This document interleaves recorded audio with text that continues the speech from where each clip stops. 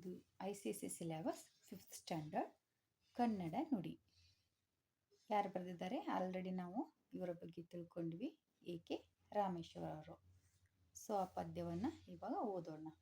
ಮಕ್ಕಳೇ ಬನ್ನಿರಿ ಮಾತೊಂದು ಹೇಳುವೆ, ಚಿತ್ತವನಿಟ್ಟು ಆಲಿಸಿರಿ, ಅಂದರೆ ಗಮನ ಕೊಟ್ಟು ಕೇಳ್ರಿ ಅಂತ ತಮ್ಮ ಓನ್ ಸೆಂಟೆನ್ಸಲ್ಲಿ ಅವರು ಬರೆದಿದ್ದಾರೆ.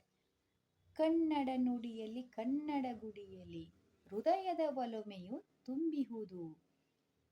ಕನ್ನಡ ನುಡಿಯಲ್ಲಿ ಕನ್ನಡ ಗುಡಿಯಲ್ಲಿ ಹೃದಯದ ಒಲುಮೆಯು ತುಂಬಿಹುದು.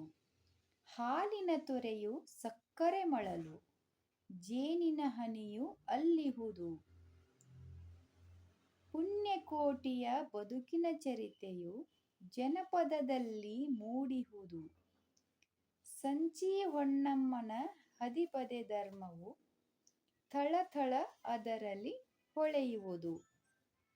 ಶರಣರು ರಚಿಸಿದ ವಚನಗಳೆಲ್ಲವೂ ಬದುಕಿನ ಅಮೃತ ಕಣಜಗಳು.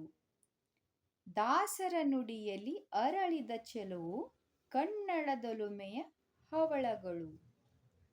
ನೆಕ್ಸ್ಟ್, ಬನ್ನಿರಿ ಮಕ್ಕಳೇ ಕನ್ನಡ ಕಲಿಯಿರಿ, ಬದುಕಿನ ತಿರುಳನು ಅರಿಯುತ್ತ, ನಮ್ಮಯ ನಾಡಿನ ಪುಣ್ಯದ ಬೀಡಿನ ನನ್ನಿಯ ಕಥೆಯನ್ನು ಬರೆಯುತ್ತ. ಸೊ ಪದ್ಯ ಕಂಪ್ಲೀಟ್ ಆಯಿತು.